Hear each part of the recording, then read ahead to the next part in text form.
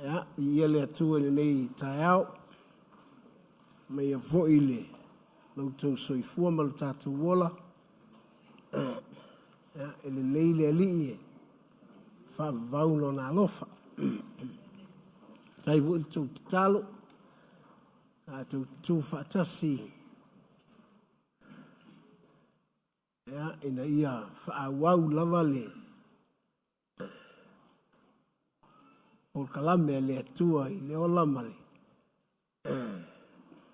Loutou soifua. E au ngā i o tala o le whenga inga tuai e whawhangua i lava tātou o lo ola i le whenga inga fau. E ona saunia fo i le drama team le e tala o le nei taeau. Ea. O le unga le nā o le nā ainga.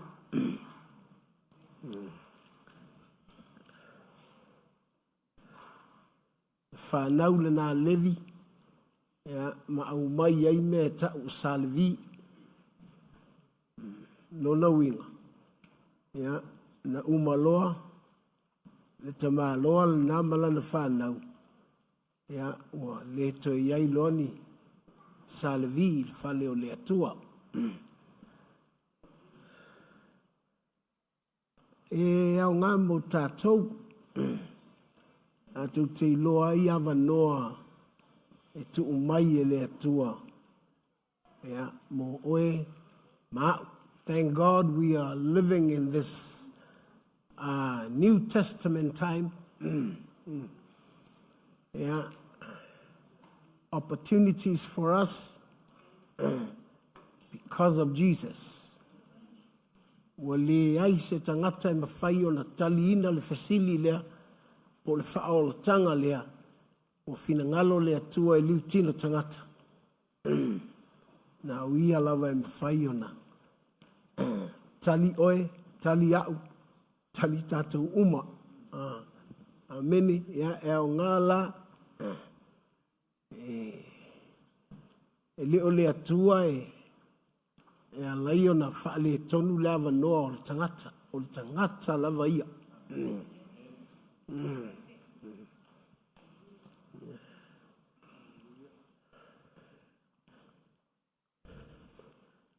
O le Ioane o lona mata upu e sifuru ma le wha. Ya.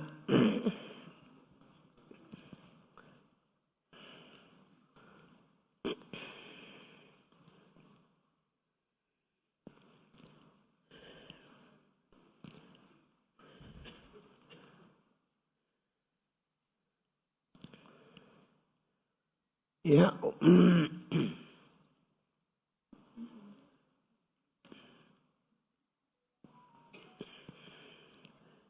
O le whai upu mua mua.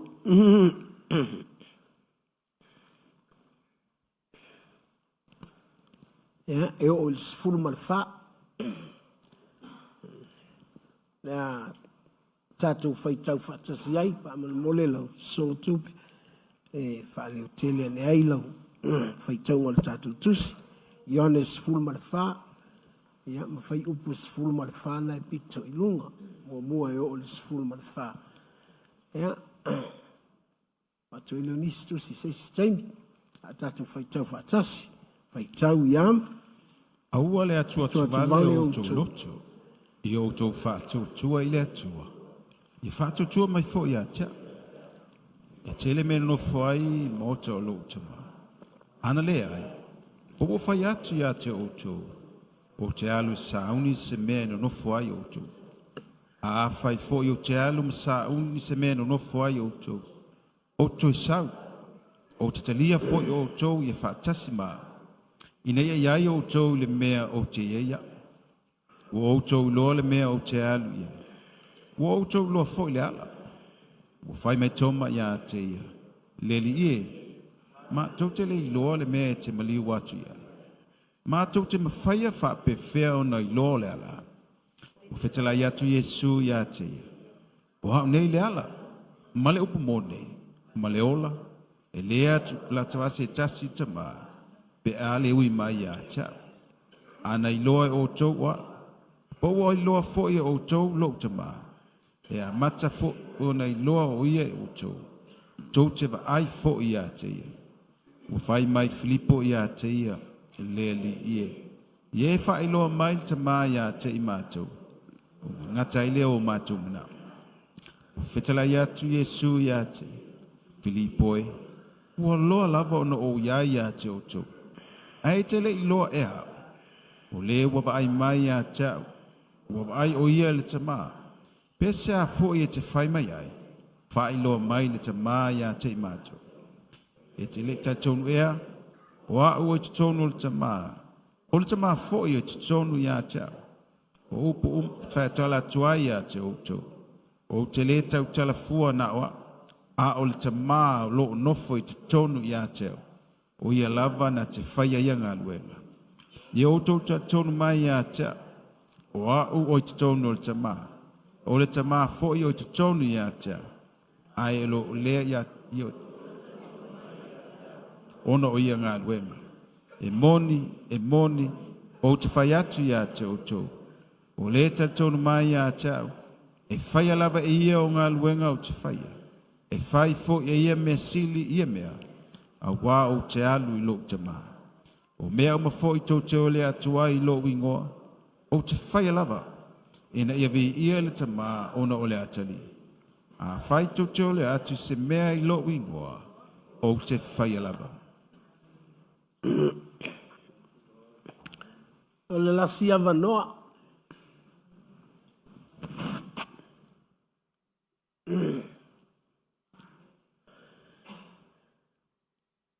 Ana ia le tala Yesu. If I go and prepare a place for you, I will come again and will receive you to myself, that where I am, you may be there also.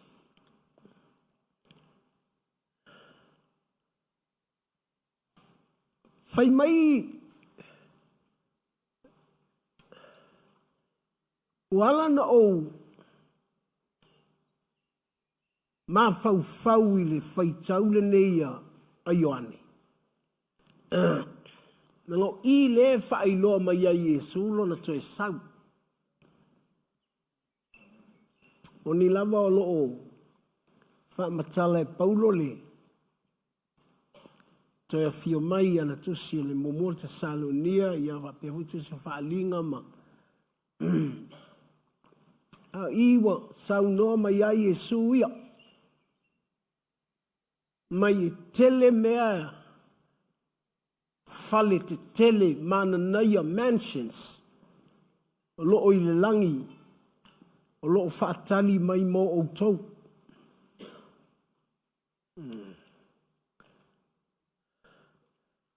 E o te alu. O te toe sau. A usau. E mana o mia lo utalia o tau.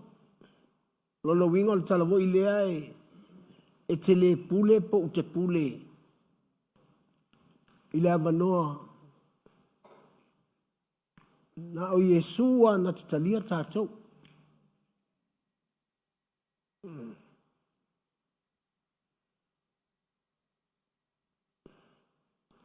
O lea manoa la lea. O lea manoa o le langi.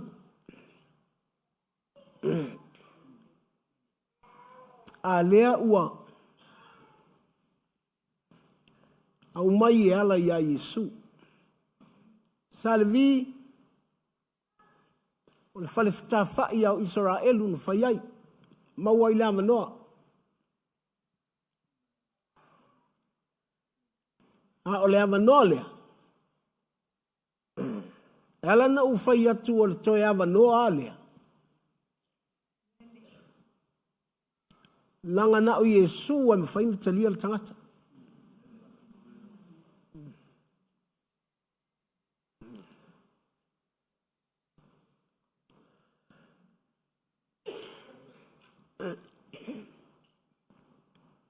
Ua manai ala ia te au. O lea ua ou maua lea manoa. Mana tua. E tau lau whaola ina o lau talia o Yesu. So e whafonga mai. Tau lau whaola tanga po ua e talia Yesu. Ai a sau Yesu na te fia talia oi.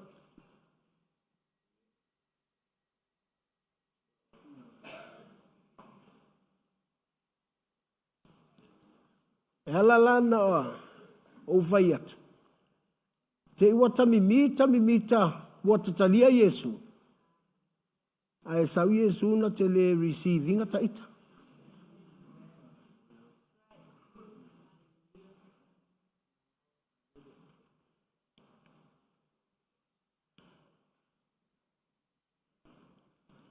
O le au ngala iau. Taimi e whai ei whata oto o Yesu. Langa. Whai mai le tala le tuspa ia. Ua esea mea ua o iei e ma whauwhaunga o le au so. Ua watu atu vale. Ua matona fefe. Ua popole. They're worried.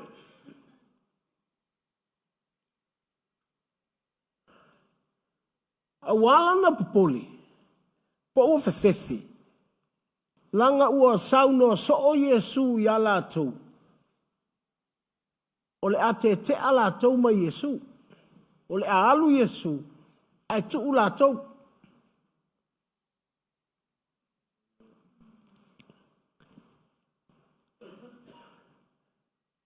Whainga tangwa matala la ngona ia langa. Ele ono foi Yesu o tātou te wa ai atu iai.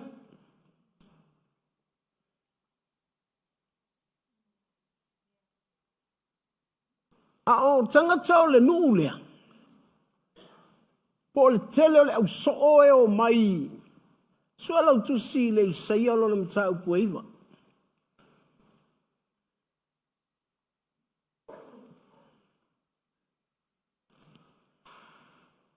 Isaia lo le mta upu eiva. Fai tau mai wha amal mole tupel fai mua mua. Ai le pōlu le pēr le nuu ua pōpua ngā tia. Whapei o na ia whaaleo ngā ina ana mua o le nuu o sepulona ma le nuu o nā whatali. E whapeo na ia whaamaluina ai i ona pō amuli. O le ala i le vai, o le mea i tala ane o 𝚘𝚘𝚘𝚗, o Kalileia o nu ese. O sepulona ma nā whatali. Lea tō tele ai le au so.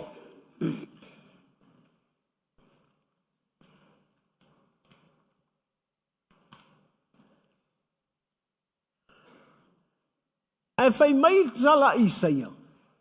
O le nuu lea. O le nuu o le pong sa.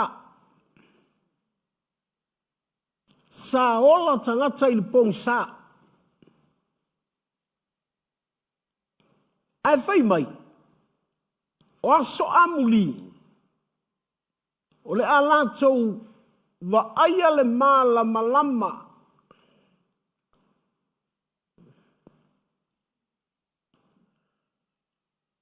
Lea la ua wa ai i aile au soo i le malama lea.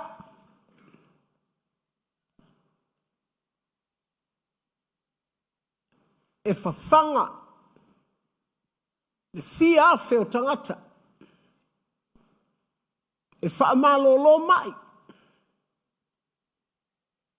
E tutuli te moni.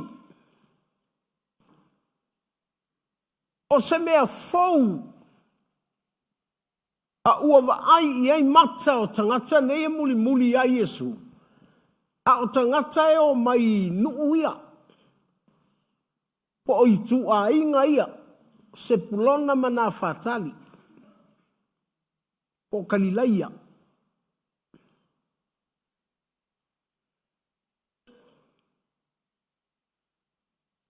Le la ua wala tau wa I loa ina. O Yesu le malama I le mea.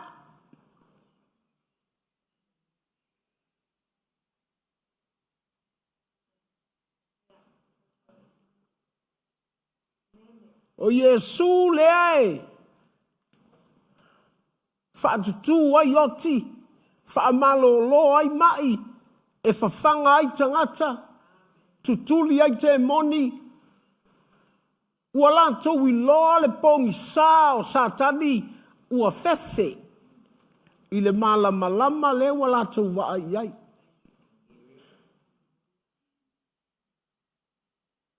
O le melia. O kalilaia po o I tua inga na e lua o sepulona mana whatali. E le o Utah. Me wale na e whaingatai ai Utah I o na la tautalia Yesu. O le tele a le taimi o Yesu.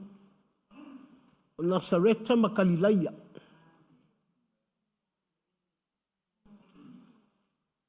Po le nuu pongi sā. A ua lātou wa ai le malama.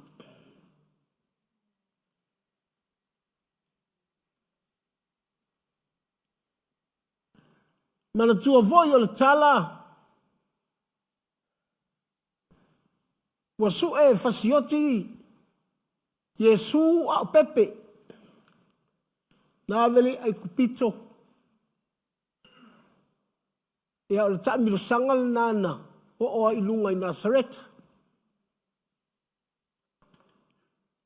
Au folanga ia le atua. Ua maua le avano le nuk bongsa.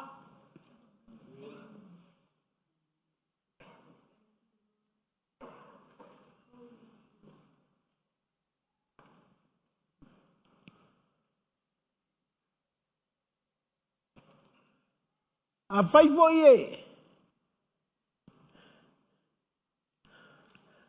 O tangatana e soifua I bongsa. It's a chance for you. Now, le amano le ia le nei moe.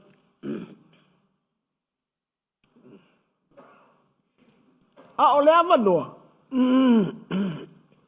O te whaamatala ina e whapea. Hola. E whaatali no le toe sau.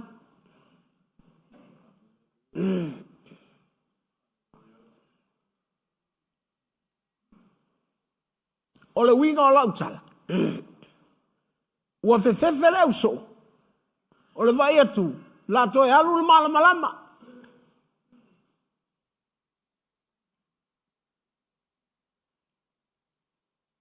Failo ia le tala lea Yesu I tangata na la tou wa aia le malama.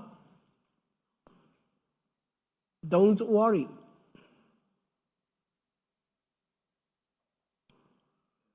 Aua tau te fefefe. Aua tau te popole.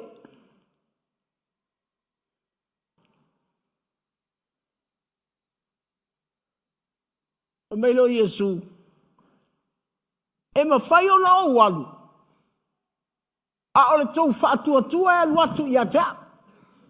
E alu ia Yesu.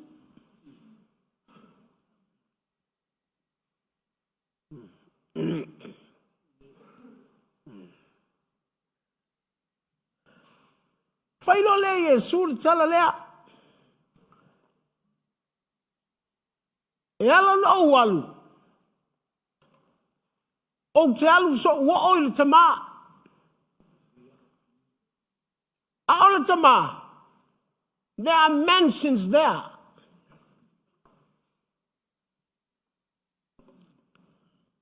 A vai o tau sua se mete no foi.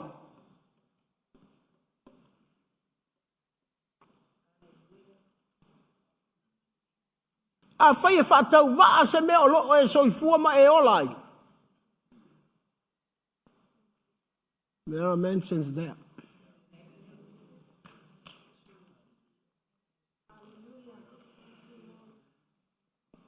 E le ngata o fale te tele.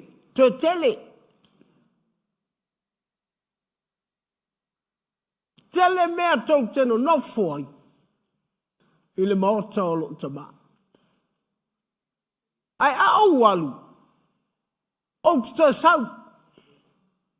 Ai au sau. I want to receive you. In other words, if you accept Jesus, you have to live a life for you, for God or Jesus to receive you. Ole avoi nei. Ole wha mao ninga na mo ia wa Italia Yesu. Langa Italia ho Yesu pe fai upu. Ai le mo.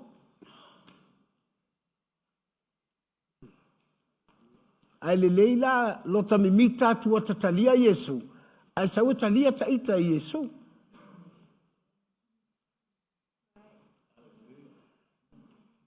Na ilo lota ta utangata wa tatalia Yesu. Ole matai o lus furu lima e. E wha matala ia wanoa ia. I meo whata oto Yesu na e whai ai. Lono winga. Ole ola ta te ola ina. Ole ola wha taupou.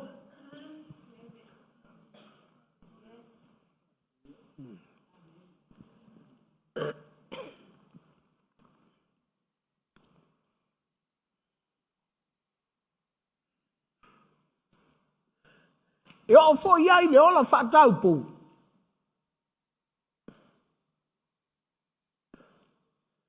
E iai fo ile.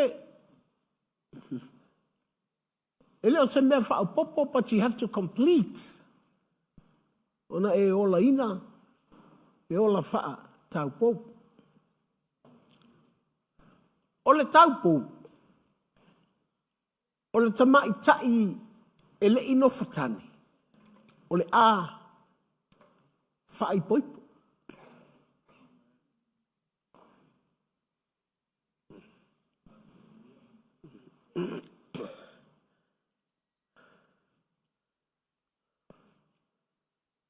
O lona winga, o le ola whaatau pou. E tāsi ale tamalai ma fau iai.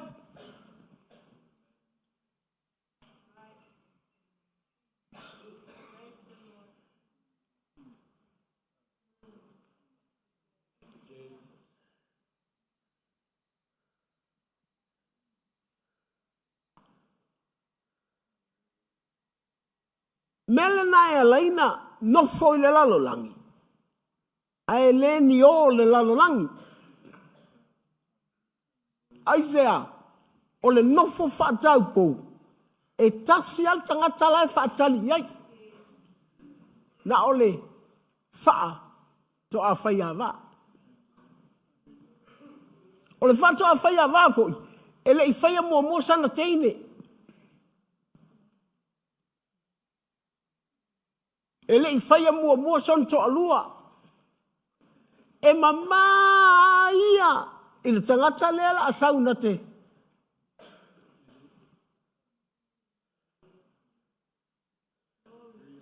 E i lo le lei mai a le whato a whaiawa. Le tangata e le staupo. E no fofua i whalesa. Ai o le to alua le tonga whai.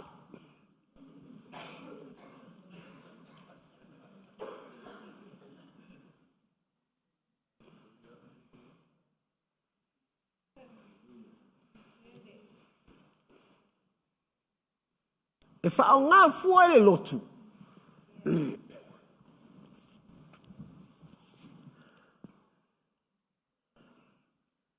A ole to alua le ta whawale.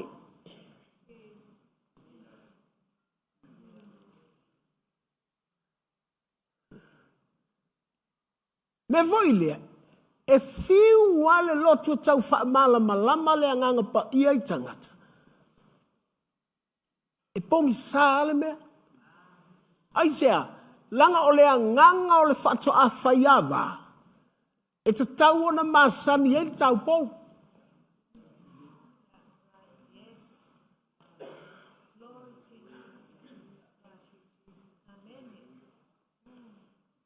Melalia. A no for taupo. Ile lalo langi. Olona ma fau ale langi. Olona lotoa o mea faale langi. E naua ia I mea faale atua aisea. Because the Spirit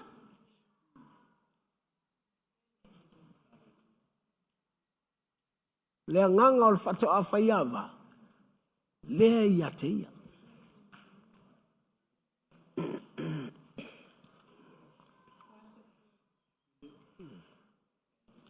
E mimi talamaia ia Yesu. A vivi toina ata vale ilona ma fau ia Yesu. A tilo tula ia tangata ele malama. E tali e iai. E vai se merka vale ngale vale.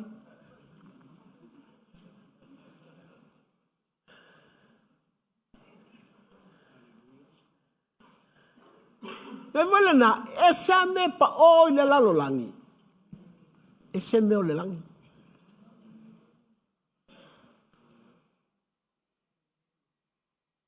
Awana fia tau pou le isi vaenga. O le mea o te ma fau e vapea. Fe, au nofo nei matu ia iau. Le nei o faatali. Ai sau tonu ale fatoa whaiava. I le taimi o te lea manoa ai.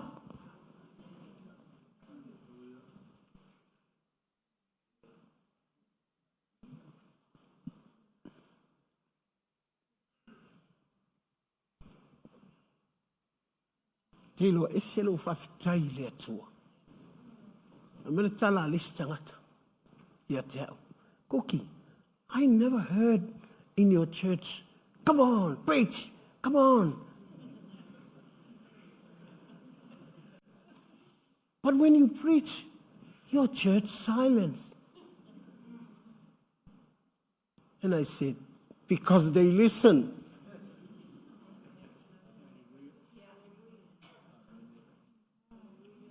And those who listen, they ready for the altar call.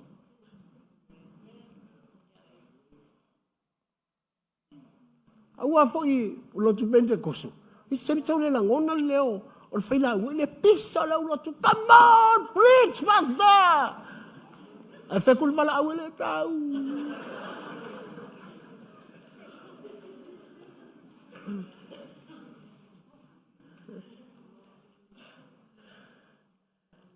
E seki alungu.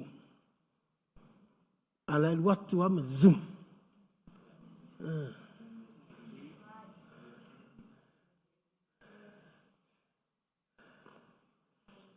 Oh, no far we are. When I read the Bible, o tanga o tu waya. Lete tai o whapea, e whapea. Marvai, ngale o le mato au lotu. No te tanga tu waya. Whawhewhea la pe a sau tonua le whato a whaiawa ai le o iaia ui. O no winga, e le I complete le ola wha. Whatau pou. E ola whaatau pou I le ao. Ai ola whaatau pou le pou.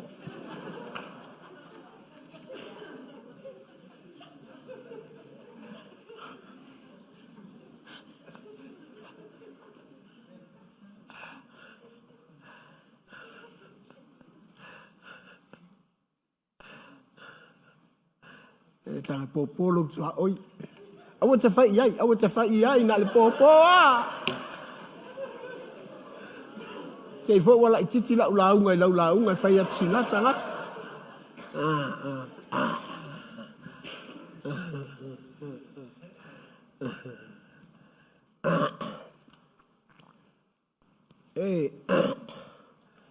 Suela utusi le Isaia 5 male. Lua. E tu ele ina wana le. Si. Ua so mai ata tu fai boiponga.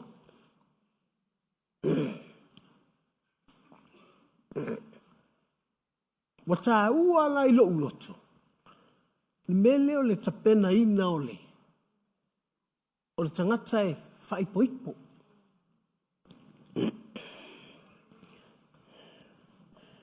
Ua maua lau. Ni mas fulu man fia.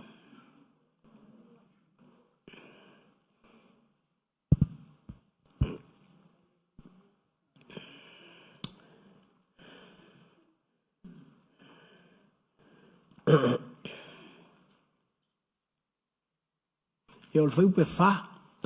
O le ono, e ono sfululua. E ono sfululua. E ono sfululua. O le tusile na o la unga i fai poiponga ente, e nei pontu atu. O le nuu o Israelu, tau pela tusi, o le nuu leo o Israelu, o le whainga, o le treatinga e le atua o Israelu, e pea o le tamalo i lon toa lua.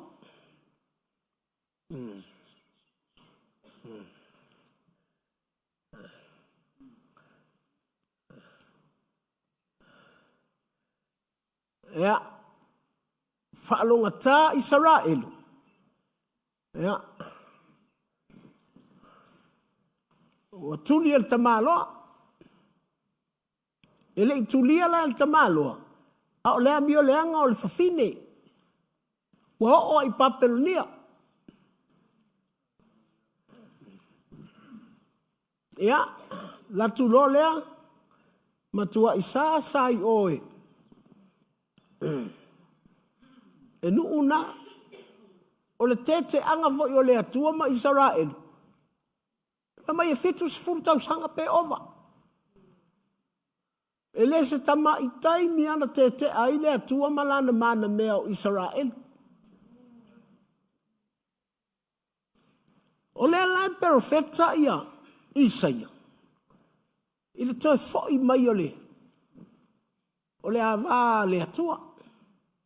O le toi foi mai o Israel. Ai mai lea. Fai upe fa ono sfululua le Isaia. O le fai upe fa mai. E le toi ta ua oe. Ua la foa ina. E le toi ta ua foi lou lau ele ele. Ua tuufua. Ai peitai e ingoa oe. Ua ia te ia lo fia fia. E ingoa foi lou lau ele ele. O le no fatane. A wae fia fia Yehova ia te oe. E no fatane foi lou lau ele ele. Ea ona fai taule ona fai upe lima na ia wa e pei o le taule e lea ua fai a vai le taupou. E faa pea u tamatane ona fai a vai ia te oe. E pei ona fia fia foi o le fatoa fai a vai la nava. E faa pea ona fia fia o lou atua ia te oe.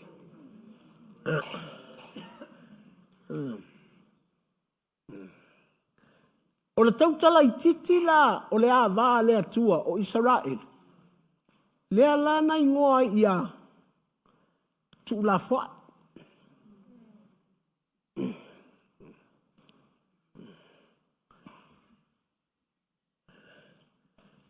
Ai ona o le atua.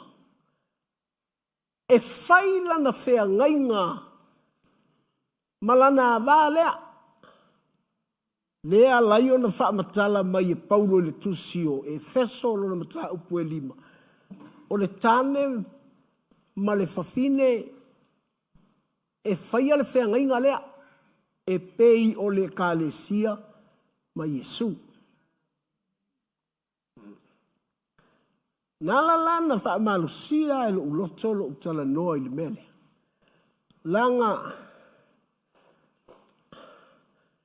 pisia le pisia ile la lolangi langa la tu tele mala malama ile fe ngainga o le fai poiponga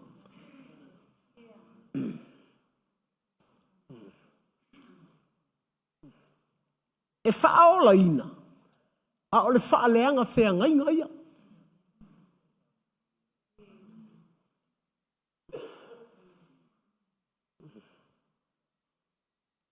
Ia I le tane le alofa I la nava. Pei o le atua na alofa I le kalesia. Fai mai lea, o lou lau ele. E ingoa lou lau ele o nofo tane. O le nofo tane o le fafine, o le tama male. O le whato a whai a wā ma le tau pou, ua whanau.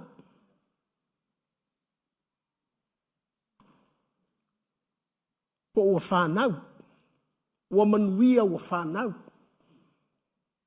Whai mai lea. O le wha manuianga lea lea tua pe a lua tausi le whea ngainga o le wha I poiponga. E fua lo lua lau ele.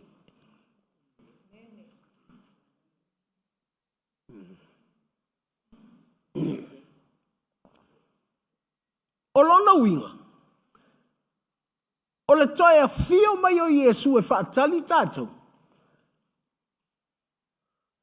O lea tātou te whaatali ina.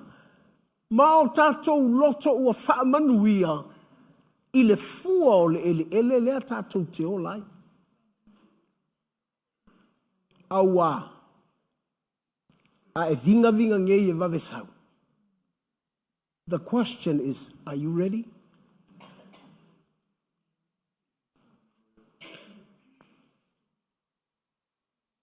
Awa, o le nau I o le lotu I vave mai Yesu.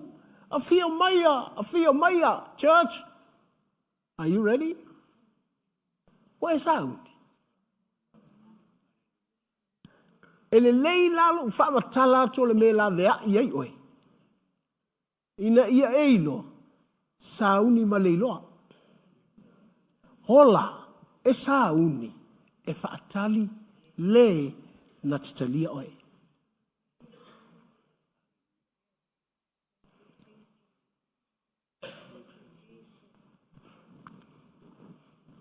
Awa o le fesili lea, o e manuia I le fua o le ele. O manuia lo wa iga I le fua o le ele. O e iloa mea ta ua fua o le ele. Po le ele ua whanau. Langa le tangata. Ele fua lo lana ele. Hanu le su e mea.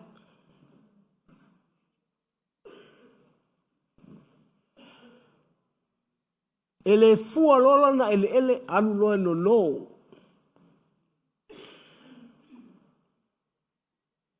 No for a talaf. There are a lot of Christians are like that. Isaiah, ele o iloa le mafua anga lea laiona tutupu mena. Ele fua lola ele. Ele o iai lea lofa faa lea tua. It's tonu o le whai poiponga.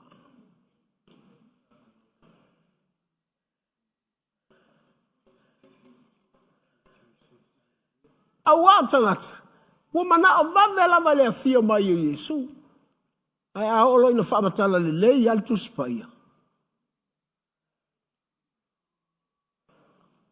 Tala sia te le feel guilty.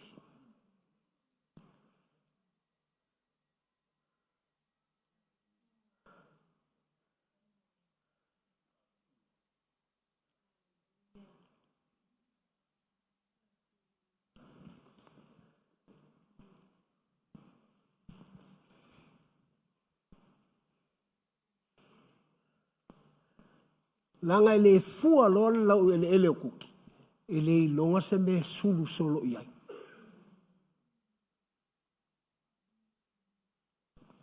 So oilo martia ile lotu.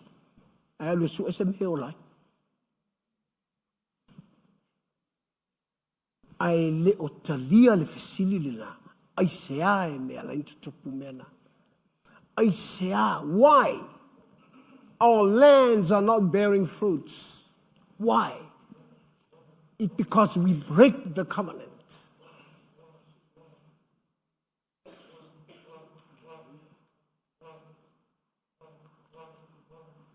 Ngai, waita le ili lau tala. E o foi le ili ia waita i lau tala. But the word of God wants to save you. Nanga pe pelo tātou e lalangi. But the truth is always the truth. The truth will set us free.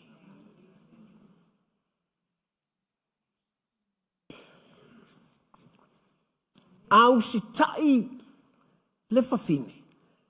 E u si tai lungo le whengainga.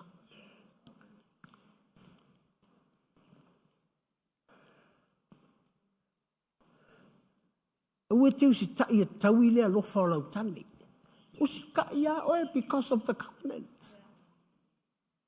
Langa e le whaakaua mai lo le kangela u ofu ma le whaia mai e le kangela u mea ai. Ia e ke mga o i suir ki ai ke oso ai vo o ia. Ngalo I a tātou. O tātou whaamalepe ina le whengainga.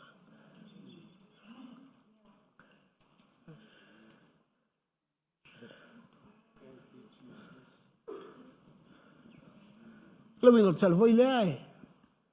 Te no whawhai mai mawhau whau iai. Wai, e o whea te uia. E mo I alo o alofa I ama. Le wā tol tau sanga. Ta lunga whaapel mea.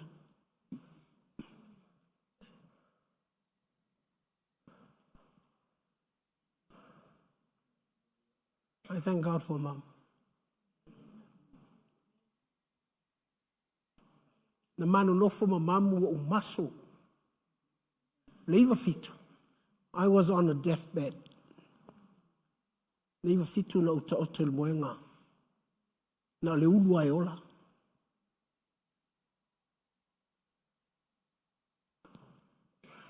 E si ia ue mami luka.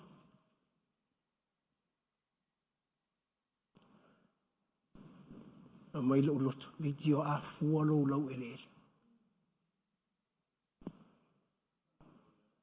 Ngai te tau sit whengai.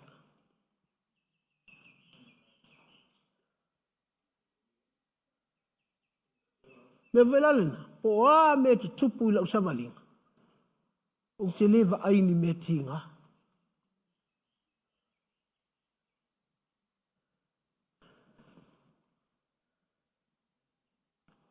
O te wa ai folafolanga lea whata oto I lea tua. Mō lana e kālesia. O le alofa o le atua. O le alofa o le tāne I lanawa. Le ala ua whai le atua ia Israel. Israelu e le to e taua oi o tuufua. E le to e whao ingoa ina oi o le to e ao ngā. Ai o le ai ngoa lau ele ele. O le whawhine whana whanau.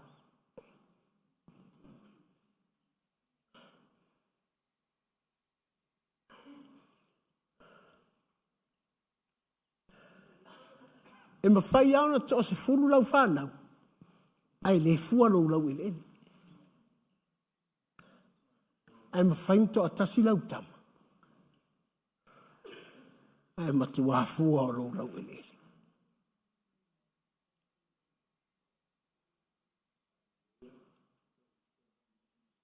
A o le fua o le lau ele ele. E te maua lea I le tausinga o le whengainga lea. A pelea. Sole. A va ai mai la le whanau I le tū o le latou tina I le whengainga lea I lana tani.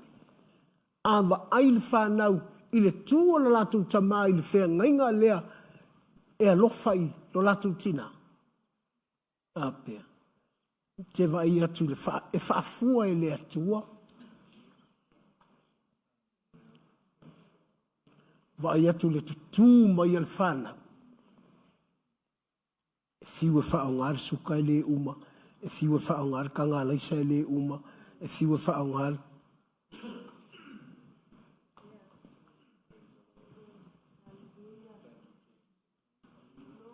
ai sea e loa o la whatau po.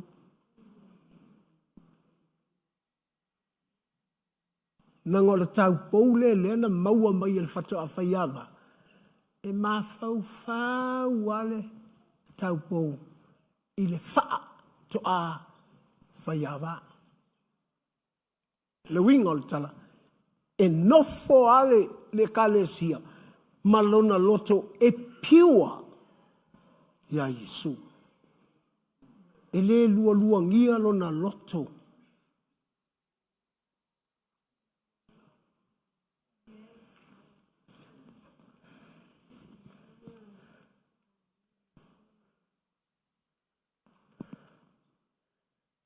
Hallelujah.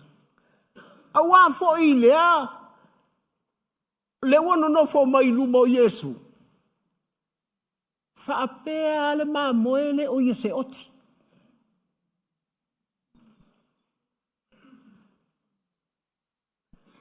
Whato a te ia ina ua whai atu le ia Yesu. Alu le tu tau ngā vale.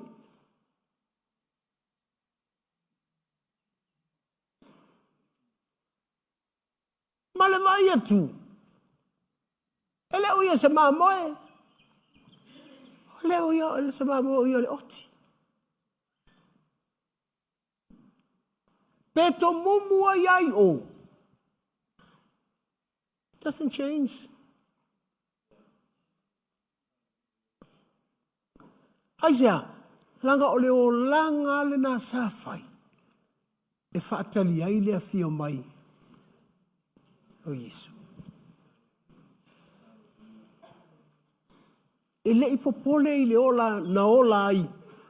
E whaatali Yesu. Whaapea ia e pūle ai e lito ai ngā ola e ola ai. E sa wai Yesu e vatu ia. A vatu ea. O au te la vea. Leo umon o utalia Yesu. Whato ai loa ina ua. Wai atu. E mā moe isi. Ai otisi. O whaapea tole.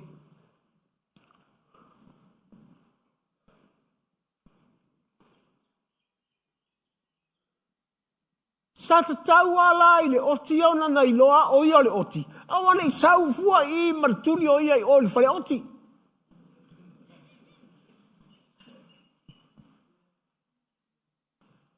So what do you think? If you think you're a sheep, I will tell you a pia mai luma o Yesu, ai whati Yesu. Ele o e se mā moe o le oti. What? So le a. Whapea lea, te ia lea ua oti whafua sei. Leai, it's the life you live to wait for his coming.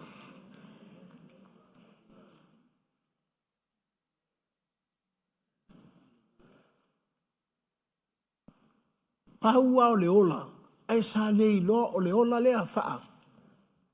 Oti. O ātai. Talala o kama o Trump.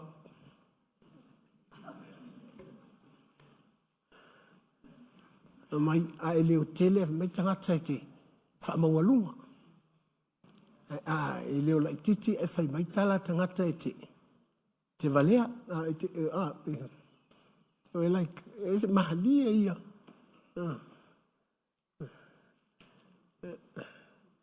Ai ofulelei e whai mai te fia mauoa.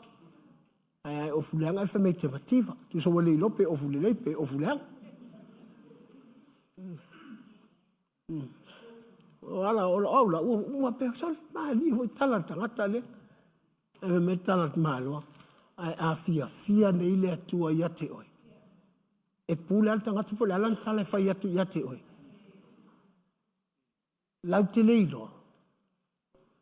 O lo uola na te olai. O lai fia ba iei le atua.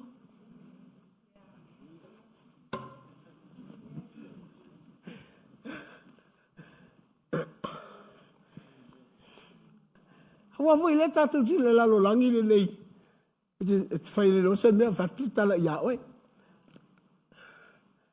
Ai le lei wa e fia le lei. Ai le anga wa e fia kama ula vale.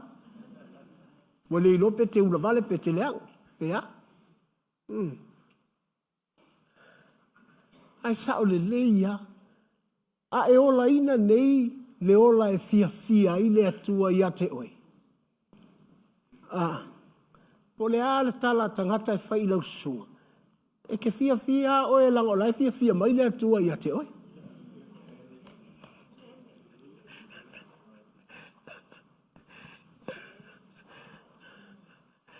E oe ko malo Trump, malo talam.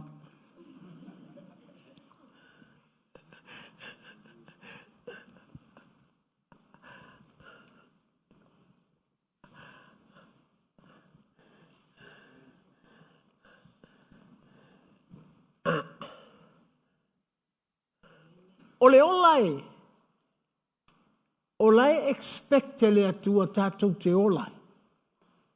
Ole olai mea sili.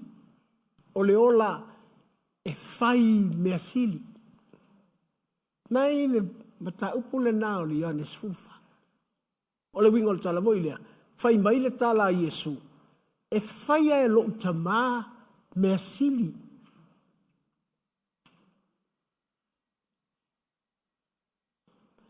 Olo na winga. Ole o langa lea ta te olai. Po le o langa lea ta te olai whaatali eiro na fio mai. Ta te tauma whai ai. Do the very best.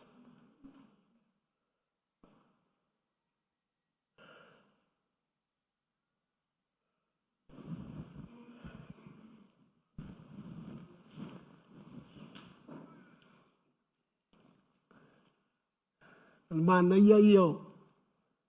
Ole mea lea. Whapea. Leiti oa. Atu watu tāleni e 5. Alua le 5 sue mai le se lau pasene o mea na avatu ia tei. Nona wing.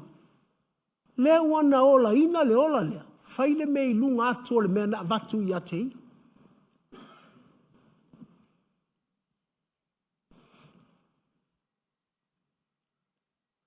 Whapea lea. Ana whamaoni le tangata, ana iloa le tangata le iei le tasi. Awa voi na avatu loa. Ona nofo leo vai mai. O ki ngai ngai whai mea e sau ewa. Na te leilo. O le au auna, o le taui o le au auna. E whaamanuia i ele matai. Na te avatu i le matai, le mea sili atu na ilo le mea na avatu i le matai.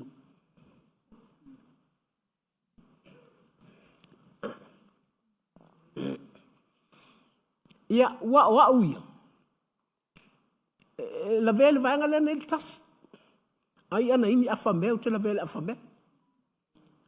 Au ino la vele vaenga le tas. Na ulo le ia o le tasil mena au mai.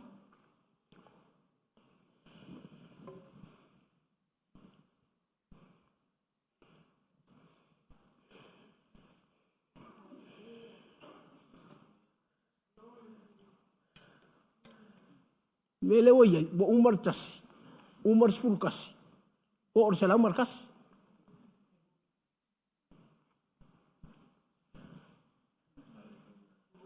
Pea e tali tonu nei. O le anganga o le afio mai le sa ue wha ia talia oe. O le to tonu ia te oe. Ma ke whaia mea siri. Ta te tama fia whai mea siri loa e le atua le whaia.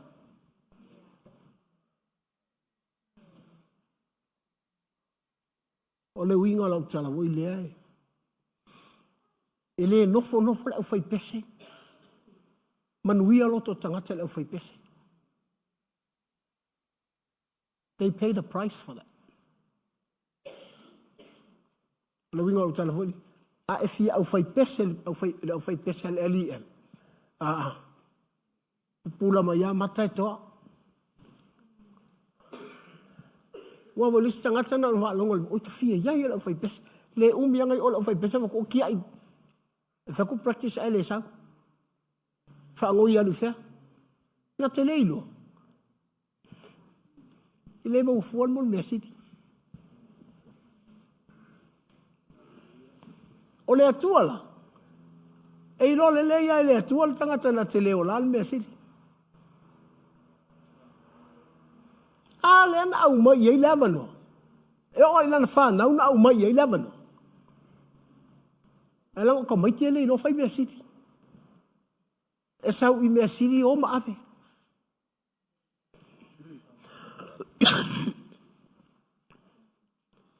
E vai atu ala e lau mai Israelu me fai le taulanga. E o mai awatu.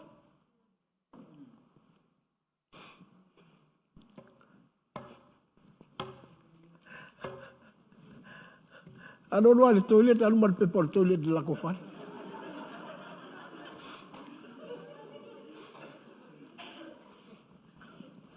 O au te no whama uma fau le nā mea. Hai sea. O le ministry nge a Kuki. Ai le tai anu Kuki ma se pepa toilet de la kofale. O isi taimi e watu le posa toilet pepa oil. Kera ko skimi fuwa lingi mepa. O le mea ea.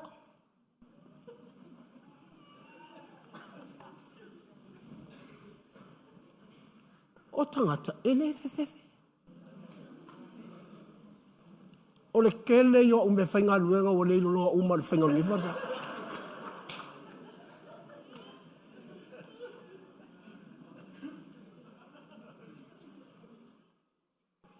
Avo e vili a tua e walmalis. Whapea, po mala malama le tangata I le mea sili. E leilo, o le anganga o le sau na te talia tātou, leilo a mangei mea. E tau sami ala upulu e nofo whapi I ale nofo.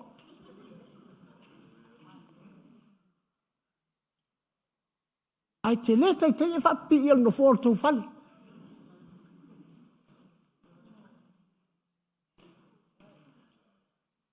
No, this is to save you. A tātou ola ina nei le mea sili. Tātou teiloi, o le lotu, e le tau ngofi.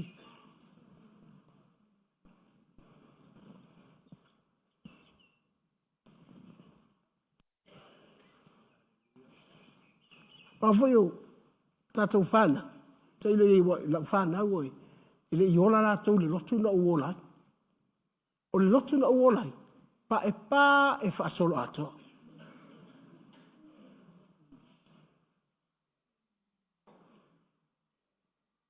Le winga la utala, e tau lanu ese loso u ofu. No na winga e tongi tutu ia ue lo utama. Ava ila la ufana ufa mai, why Methodists always white? No vertulea, because they honor the church. They respect the church.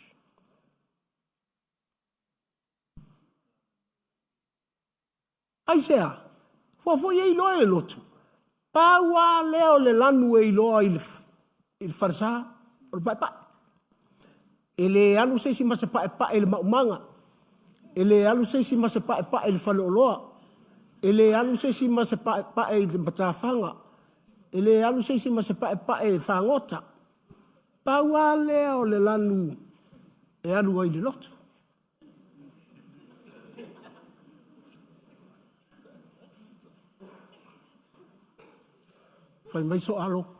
I like it. I love Methodist. Because we honor church. Watu, na matalona watu tangata I fafu. Watu loa watu isi lanu I tutonu. O lanu la na wa pule ai le mea.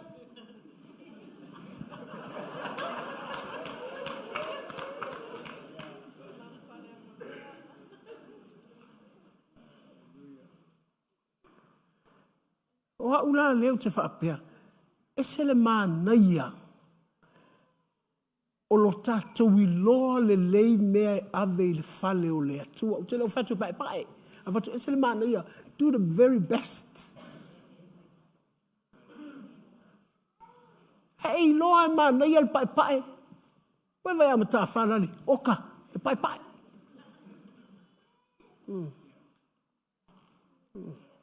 A ei loa ole la ei mānaia lea, e halala e sau ma oe ona ole ola e te mana o le mea sili lea. I lo le o la hai ai. Ai ofu mana ofu ala kapi.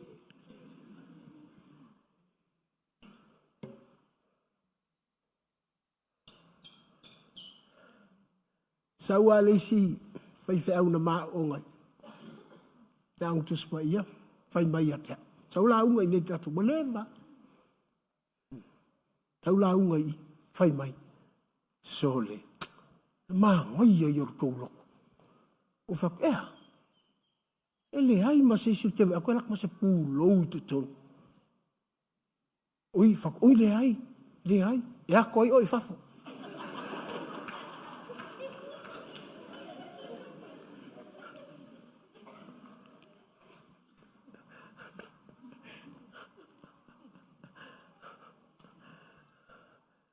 But o le tā ua i o le mea lea, o lo tātou i loa le mea sili, ave i lea tua. Ua ngawai la le whetua la utala, tupulanga i e iei nei. Aua. Aua ne i maulu mai ase tangata ma se pūlou tātou roto. Mo umana u whai tia kono. A watu sa o a tia i le luo leona.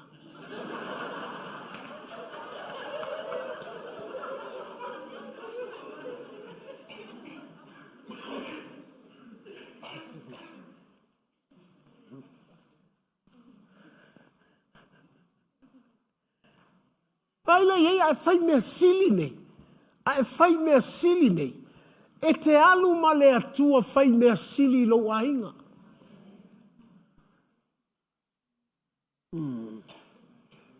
Ne vai lea e aluatu lolo tina e ata iai. Ai se ole melea wai tele lo po lai whanoa noa si au tina. If you look at your mummies and daddies and give them the smile, the very best. E auta apea. Iai masa kupenga a mai ngi lo kinga. Ia si iwa ai mai ngifo ia mau.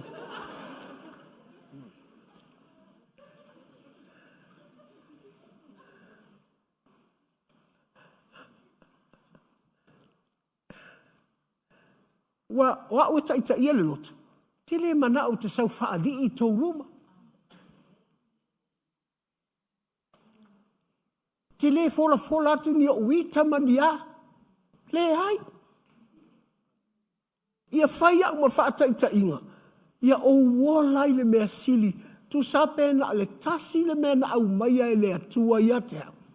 Ia o iloa e wha popo le tasi le ilistas.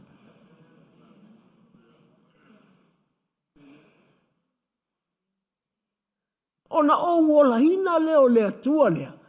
Na te whaia mea sili. A whai ua lua. Te le oti ai le lua lea. Te wha popo le si lua. Wha pea. Ana wha maoni. Ana i loa e le tasi o le mea sili le lona matai. Na te toi wha popo le si mea.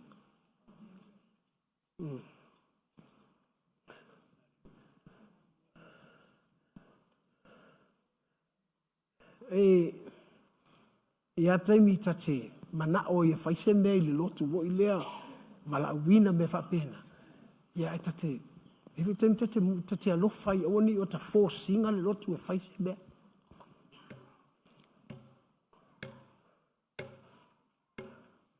Ana sa whaile whono e whesili a e. Nai whaife au. E se break up o tamtane malosi. No. Halu tangata e whai break up paranga loko.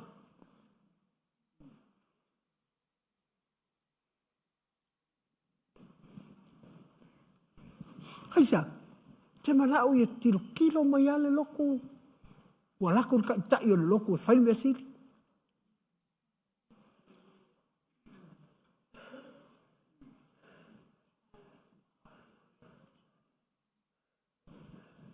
O le manuia i o lotole. O le komiti ma le board ale. Tamatane malosi. I mea ia whawhanga ia.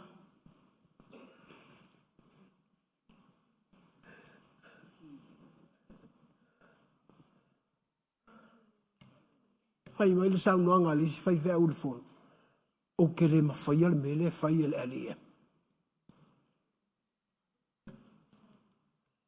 Kau kele i ma whai a whau.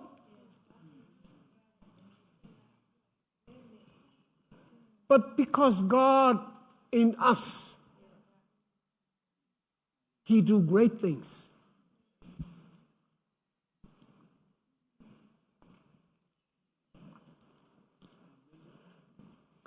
Lea lau whai mai Yesu. O le tele i o mea mana nei alai o te sau. E a watu o tau i o. E le ma nei ala le a fia mai o Yesu. Ame tātou i mea te tele. E tātou tele i loa hola mea te tele. Tātou tele o la loa mea te tele ma mea sili. Na o le tō mūmula.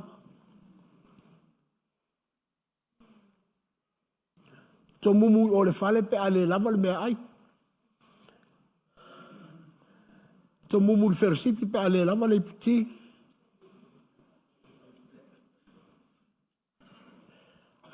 Ia wa aso ia na whai e tato wheresipi aso ia e. Le i whai ele lotu. O ta whai ele lotu pea. Ia sa whai New Lin whalau Mikaele. So na uma le wheresipi lai whai mele puti a meriama. Aua o tata. O isa whai le wheresipi a Mika mangele le whaleo. O poamo ma. Mano le whale tua le taimina. Whai atu le puti. E na uma mai. E whala ua si whale tua pamo. Se o leu whai le puti mai. Matua ma ona le fionga le atua. Matua o.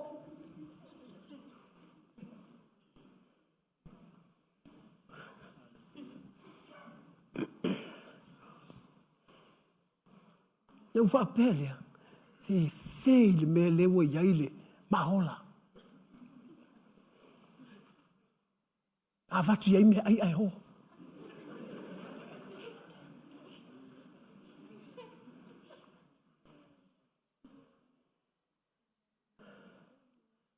Hawa fo ia ma ai mai ne tamatane na leo mai o le maola tu le putiva tu o le fal. Ah pia. Esse le manaia. La te lesi so soani le tangata to mumu.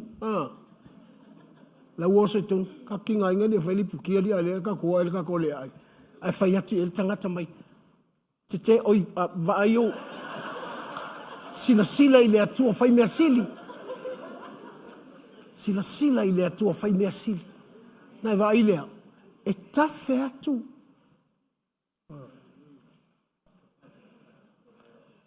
E no like, ese ta ua le mea lea. Ava pea e. Na e masani ha oe na se lau ta la na ola. Wa fatu ma ua na ola lus fu ta la vai aso. Al me mua le fa sulua. Tongil mo kesi. Kongil pila le pawa. Uma e, ngā lus fuka la vai aso. Uia e a maa ai, ma ke wheta ngisi le lei o le atua. Kisi aku ia maa.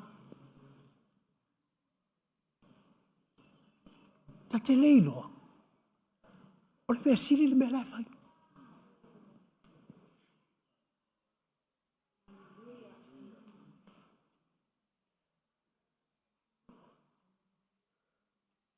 Ta tele i mawhau i lota manawa. Sa ta mawhau e avele. Sifurua i ale atua. O le mea sili. Hai sea. Langai mawhai o na e fōa i le awhetala. Hai le whamaongi le. Lima kāra sifurua i. Ta unga oi oi. A ka unga oi. E ka unga oi e le kua e le ka unga oi e lo.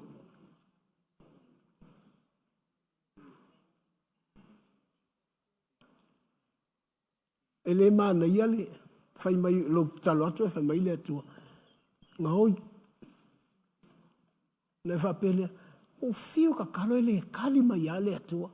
ai le ilo o le ngoi le laina le tali mai le atu a le ngoi le na masalo pe na o le lua ta la le o fai ai o lo le taimi e fai ai le foai ma le plets ma mea na tu titi ngauru tatou tanga le mamafa o lau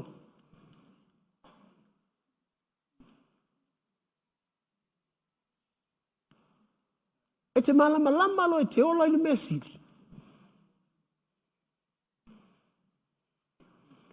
na e vai le e te sawa su e lo no foi lu mai i te lata mai ai ai fia sausta malo ai fai mai le tina han o foi i ar kamala fia sau e kalangoa ku ngaka mai ti ai ka ulu mai oe bisa kere ko i si ta ko li mai o mesili e te loa o le na te faia mea sili le to tonu ia te oe e ke faia i le malie o le o te tonu ia te oe e le faia le me te malia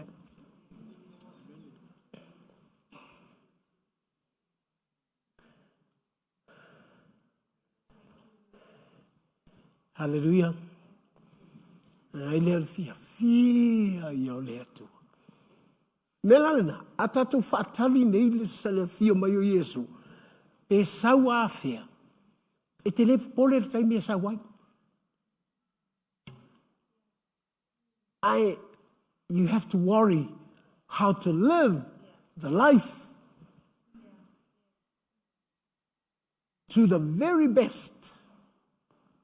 Mo le sau e avaku kaua.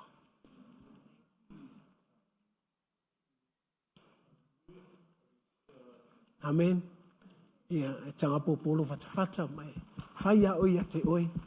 Sa o le tele nei pi onga. Fa le tonu ai au. No le faya o le mea sili. Wa levang taunga o piko ulu mai o. Ke tau ama unga fo tua i waati di aile. Tu le yo au tua.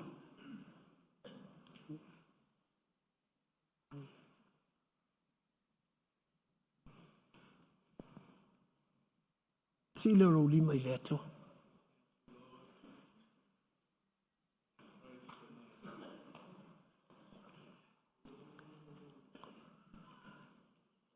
Mansions are waiting for you.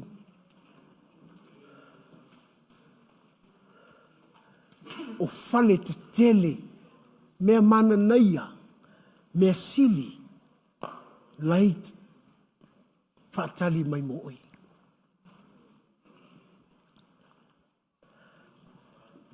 Whai mai Yesu, o te alu, o te sau, o te talia o tau, ina ia iai o tau, ile mea lai ia.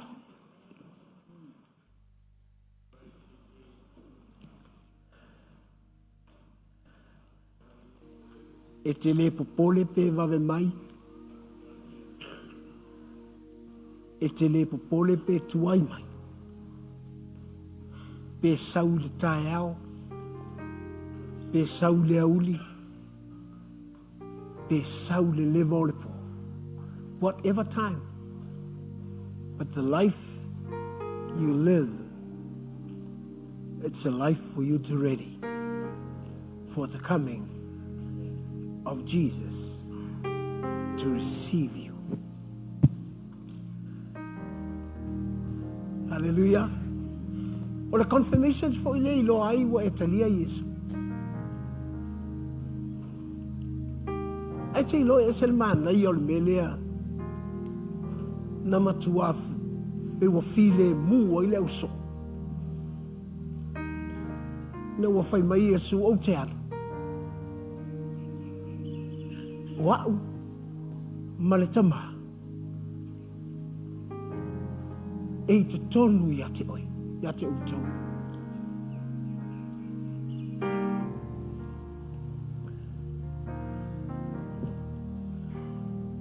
O le whalafolanga le nā e esele fia i o lo uloto.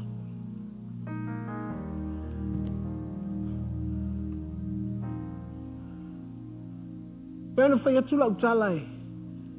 Whai mai e su a peilo tō whatua tua o le fua le sinapi. Langa o le fua lea. E ieilo na whatu. A pa u le fua lena. Maola. E mai le fua lea. E ieile la au. E ieila la. E iei lau, e iei fatu. Le la au a toa. E i fōlinga mai. O le whātua tua. Nā te tū whātasia, le tamā, le alo, ma le anganga pa ia, ma oe.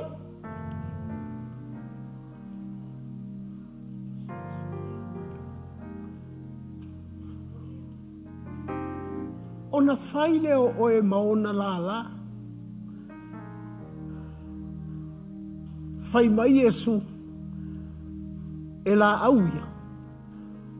A he la la o tau. E te iloa la fua e le pipi le la au e pipi la la. Uma e. Wa iloa ai ta ua. Ai le iloa ai le atua.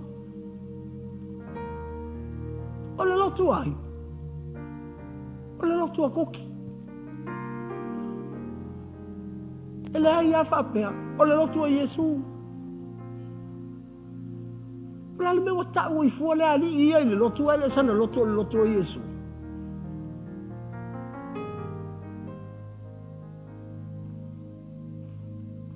O le atua la. E sila sila mai a le atua i le lotu a Kuki. Pe saola na tala lea e whai. Malona loto e wha maua lalo. Awa ua wha manuia le atua. Ila na loto.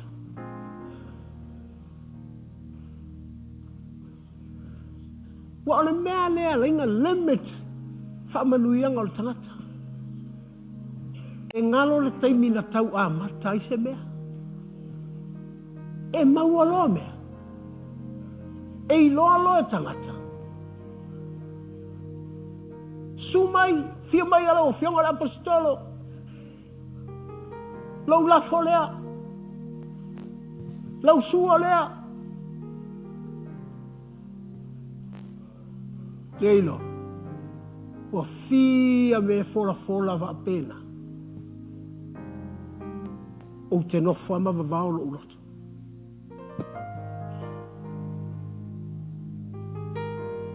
Langa o te alofa.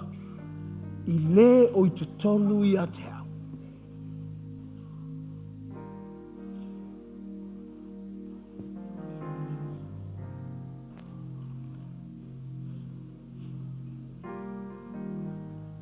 Aisea, e alua, e maua i toe aso. Le aso e a fio mai ai.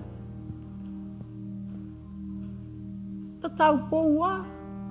Nau mai ai whaatalia e iloa mea moni. E matala i ai whai to a lea tua. Ma le mea le moi e saua ta punile. Knock knock.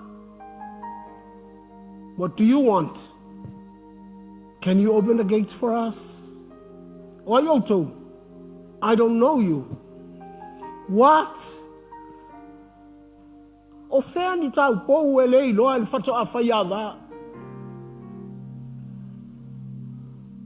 O fea ni whai poiponga e saun whato a whaiawa.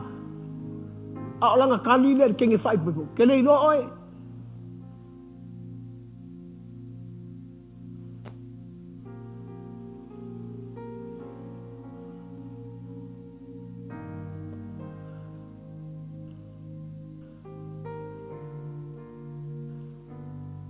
Tanga le malu lo ta ulu ma pea. Fa fene la pe a fai mai fa ta fai ava Kuki. O te leilo oi. Hala u fa te fai ava. Fa fia o la u. Fa fia o kakala. O tinga inga fai le loko. Aktasi al kali. I'm sorry. I don't know you. te le loe.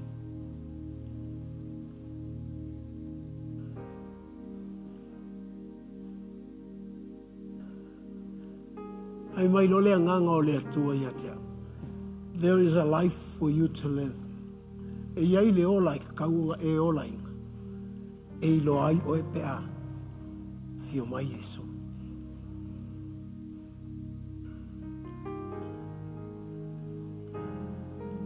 And if you want to live that life,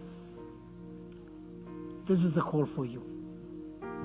A fai te fio ola ina le ola na. Na e whaalongolongo mai le fio ngā leto. A mata tua nei na la tu fai mea sili. A ngore tūri se i leise mea whato a pisa.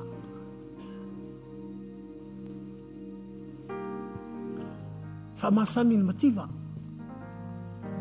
Nala na ufai atu na ui mai ai. Masani mkiva, aka aka.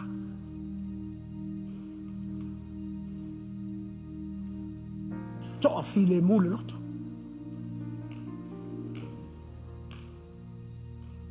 Nanga yo olo taimi e fōa i aile atua. Sui langona.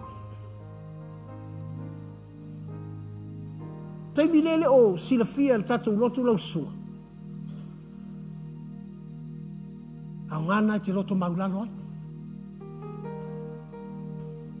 Nanga o tangata e fia i loa i.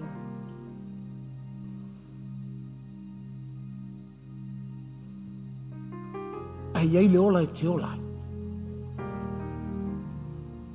Whatali ei le o lo sau. E avatu oe. Ina ia e iai.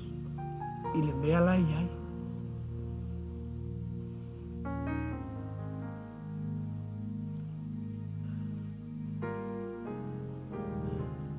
Ola whatau pou. E te mawhau whau al whatau whai awa. Te alofa mō i al whatau whai awa. Te fia fia ma whau ma tau tau whatua whai awa o Yesu.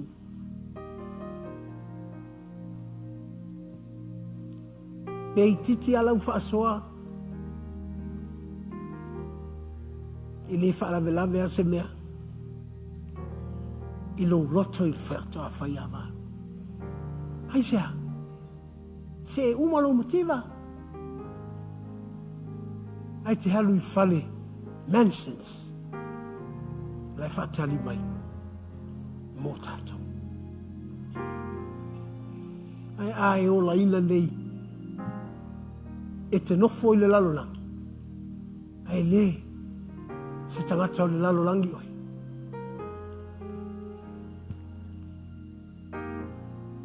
Every day. E te whawhitai le atua. Langa o le anganga le o le atua le ia te oi. A ke whaia me siri. Le whai mai e ke miliongia i tae ao. E te miliongia i a whea. But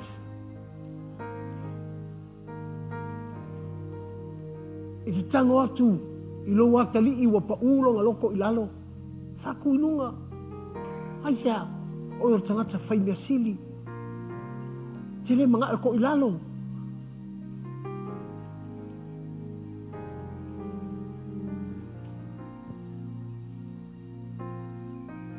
Valauna moen. Tatou tūlai watas.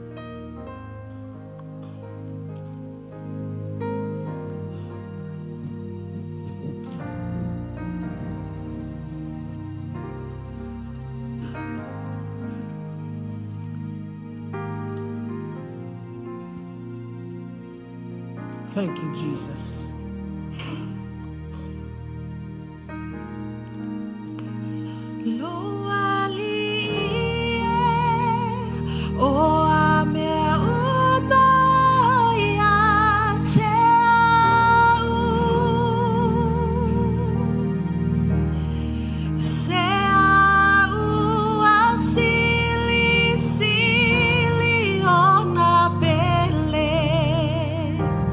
Ia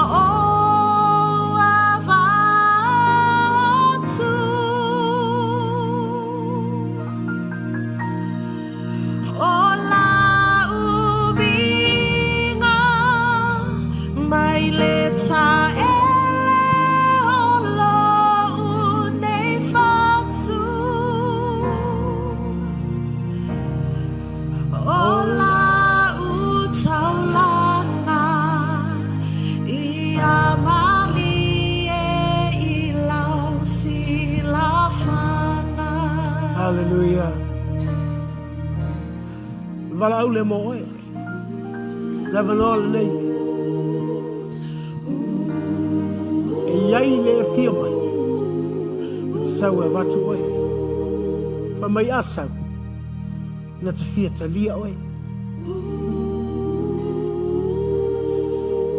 E le o kometi le mea.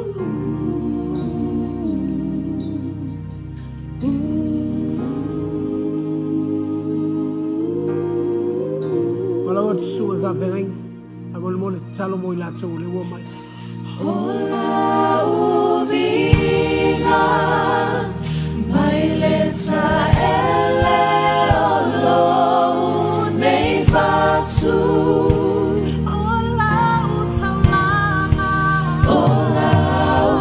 𝚟𝚒𝚍𝚎𝚘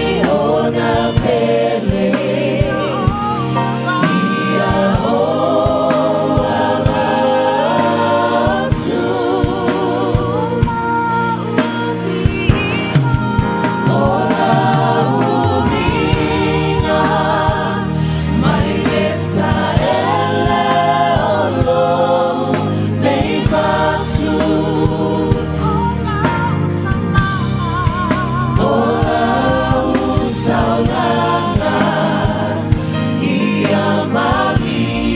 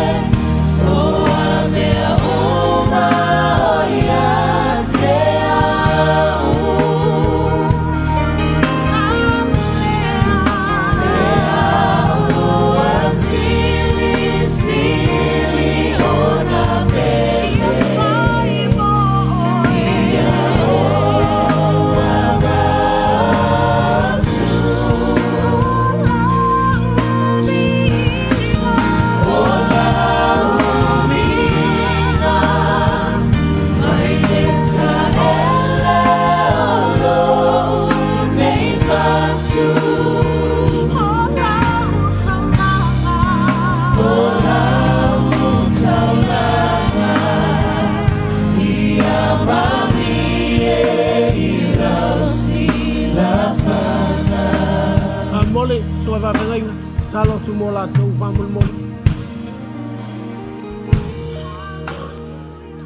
Por tua sumaye, susani.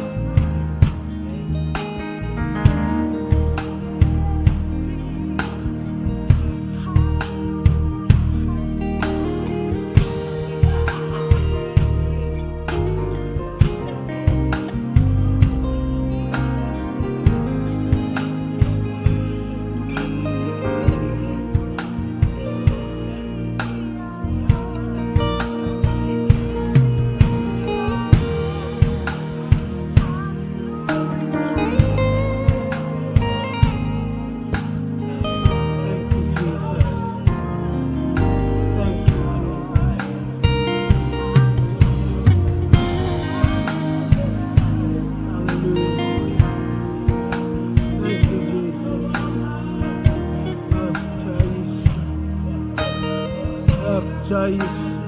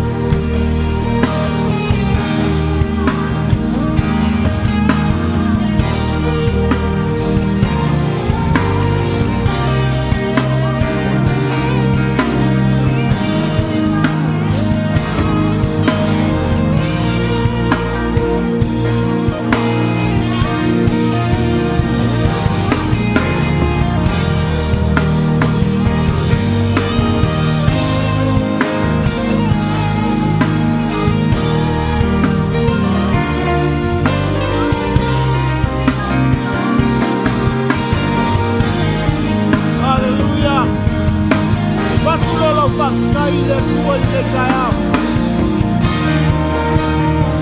Wapula lau whakakai le tua.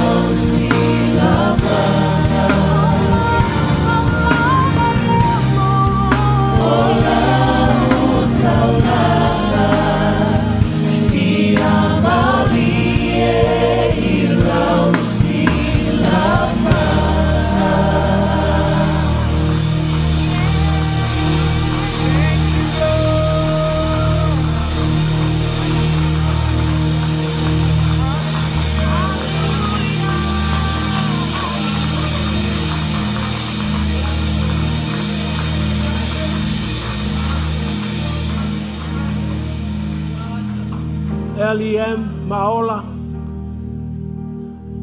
na avele avanoa ya Eli malana whanau ai la tau tele I loa whai le avanoa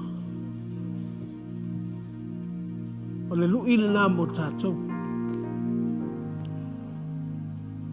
le avanoa le wau mai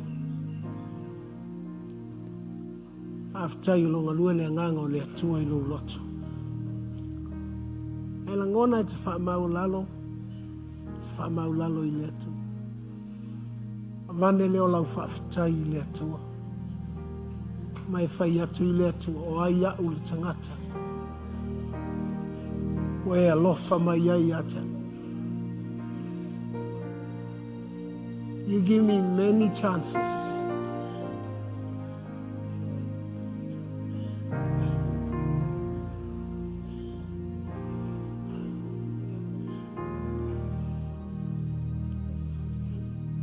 Tai le vai mai Yesu sau e vatu tātou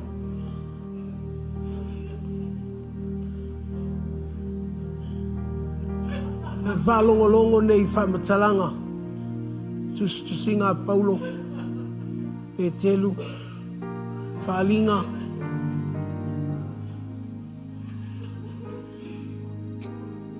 a mana tua I a te oe e whaafua se ia e whaafua se I lava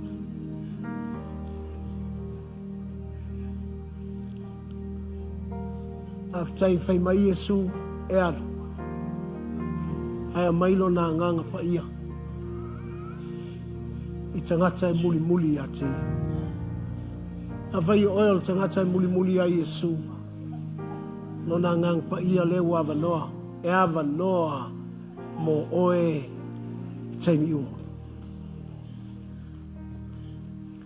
Lava noa lana te whai mea sili ai. Pele lava au mea. E whatau waa oe. O amanatu o tangata I a te oe.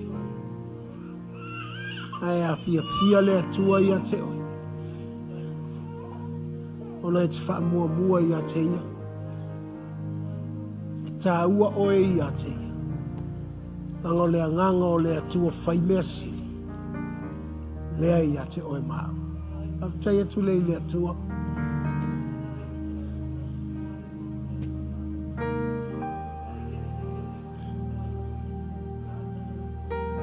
Te whamanatu I a te oe maa. Tinga lo palapala, malo palapala. Ai wa tau pou ta ua. Lo pispisia, malo pispisia. Ai wa tau pou ta ua. Po wa wha mama ina ta ua ila sa tau lo keriso. O whai ai ta ua. Ma wha manuianga.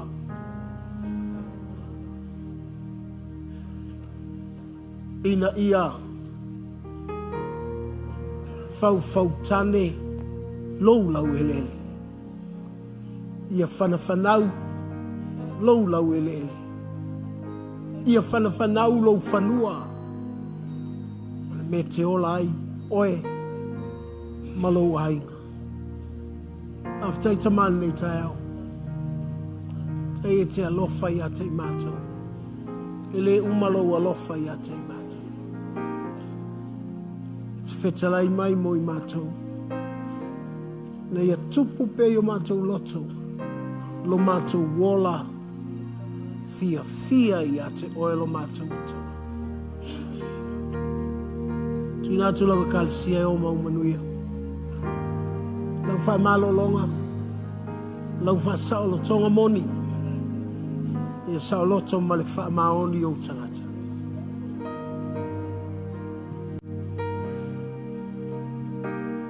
Aftai mea te fō ina. Ai sili o le mātou whawhitai le avanoa wai au wai a moi mātou. Manuia i o tangata, lau kālesia. Ele manuia la tau te iloa ma mātou iloa oe. Iloa atili, ma futa la talata. Ma oe lo mātou tua. Tai lau wha manuianga i mātou whanau. For your blessings upon our children. That you bless them with such a blessings. To know you more. To be with you, Lord Jesus. To have that close relationship with you, Lord. After tele lava Yesu le tae.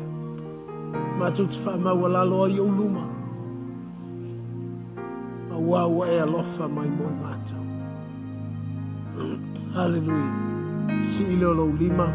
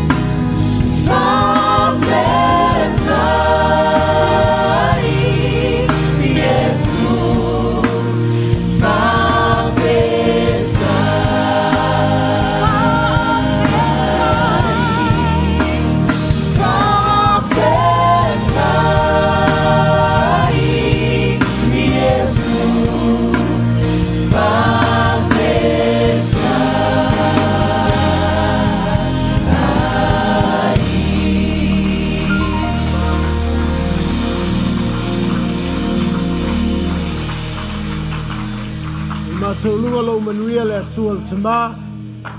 Le aloha whatunoa o lo tumu ia Keriso Yesu. Le mawhanawhana o lo wangang pa ia mo I mātou nei.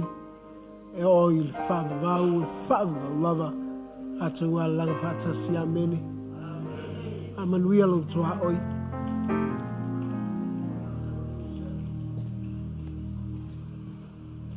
Ah, mai tuma. You dead.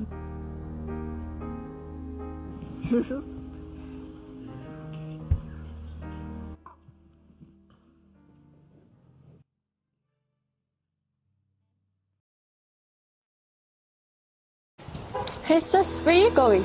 Oh, I'm just heading out to find a place to send money to my uncle in Samoa. Oh, why waste time and petrol? You can use UP Group Money.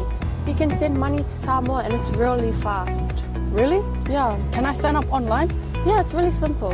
Sweet, I'll do it now. Okay, bye. Bye. Sending money to your loved ones in Samoa has never been easier with the UP Group Money Transfer. Our service allows you to transfer money quickly and securely from the comfort of your home or anywhere in New Zealand. Your family and friends can conveniently pick up the money from over 40 villages across the Polo and 𝚟𝚑𝚍𝚍. No matter where they are, we've got you covered. Our user-friendly online platform makes sending money a breeze. Just visit www.upgroupmoney.com. Sign up and start sending money in minutes. We're here to help. If you have any questions or need assistance with signing up or sending money, please don't hesitate to contact our friendly support team at 09558 2896 or 0800 877 328, or visit us in the office at 6/22 Station Road, Ōtahuhu, Auckland 1062. Experience the ease and reliability of UP Group Money Transfer today. Your family and friends in Samoa are just a few clicks away from receiving your support. Visit www.upgroupmoney.com now to get started.